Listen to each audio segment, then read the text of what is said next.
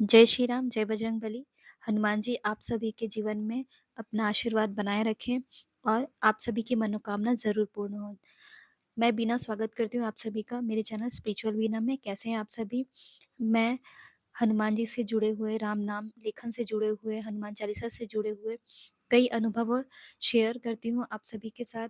अगर आप सभी का भी कोई अनुभव हो तो वो मुझे कमेंट बॉक्स में आप शेयर कर सकते हैं या फिर मेल भी कर सकते हैं। तो आज का जो अनुभव है वो है माही शर्मा जी का, जो है ग्वालियर से। तो माही शर्मा जी कहते हैं ना कि भक्त को भगवान की कीमत तब तक नहीं समझ में आती जब तक उसके ऊपर कोई विपदा ना आए। तो यही हुआ माही शर्मा जी के साथ। वो पहले नॉर्मल पूजा पाठ करती थी, लेकिन इतना ज़्यादा ज़्यादा मतलब जब मन हुआ तब पूजा कर लेती थी, जब नहीं हुआ तब नहीं करती थी। तो शादी के बाद उनका जीवन ठीक-ठाक चल रहा था, लेकिन अचानक से कहते हैं ना, जब कोई दिक्कत समस्या आती है तो अचानक ही आती है। तो ऐसा ही कुछ हुआ माही शर्मा जी के साथ। उनके पति के आँख में टीबी हो गई। जी हाँ, आपने सुना होगा टीबी हो जाती है लोगों के शरीर में, लेकिन आँख में टीबी मैंने भी पहली बार सुना। तो बड़ा अचंभा हुआ कि ये कैसे हो सकता है? तो आँख में उनके टीबी हो गई। डॉक्टर ने उनकी आँख में बहुत ज़्यादा दर्द हुआ करता था, आँख एकदम लाल हो जाती थी, दर्द होता था। डॉक्टर को दिखाया, बहुत हॉस्पिटल में दिखाया, लेकिन कुछ रिपोर्ट्स में कुछ निकल ही नहीं रहा था। समझ में नहीं आ रहा था कि क्या करें? फिर ऐसे ही एक हॉस्पिटल, दूसरे हॉस्पिटल, ऐसे ही हॉस्पिटल बदलते-बदलते एक लास्ट जो हॉस्पिटल में इनका इलाज चला, तो वहाँ पर पता चला कि उनकी आँखों में टीबी हो गई है। डॉक्टर ने बहुत सारे टेस्ट कराए, दवाइयाँ दी, लेकिन लास्ट में बोला कि इसका ऑपरेशन होगा, क्योंकि ये दवाइयों से ठीक नहीं हो रहा है। माही जी बहुत ज़्यादा परेशान हो गईं, क्योंकि पति बहुत ज़्यादा जब बीमार हैं और कोई बच्चे भी उनके छोटे-छोटे हैं, कोई घर में भी देखने वाला नहीं है, पैसों की भी बड़ी दिक्कत हो रही थी। तो इन्हीं सब चीज़ों से परेशान होकर उन्होंने भगवान को याद किया और सुबह-शाम पूजा-पाठ करने लगी। इसके बाद उन्होंने संकल्प लिया 1 लाख बार राम नाम लेखन लिखने का। और क्या सोचा क्या नहीं, उन्होंने पूरा, जो कहते हैं ना कि पूरा जो ज़िम्मेदारी है वो भगवान पर सौंप दी कि भगवान, मुझे नहीं पता कि क्या होगा, कैसे होगा, बस आपको सब कुछ ठीक करना है, मुझे नहीं पता कि आगे क्या करना है, कुछ नहीं समझ में आ रहा है।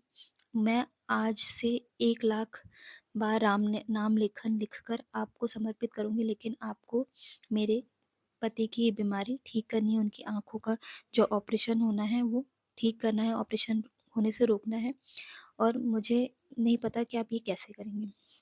उन्होंने 3 दिन के अंदर 1 लाख बार राम नाम लेखन किया और मंदिर में जाकर हनुमान जी को समर्पित किया। उन्होंने एक माला टाइप की बनाई थी पेपर से, और उसी पर चारों ओर से राम नाम लेखन अलग-अलग पेन से, ग्रीन, रेड पेन से उन्होंने राम नाम लेखन किया था, और फिर हनुमान जी के मंदिर में जाकर उन्होंने हनुमान जी को समर्पित किया।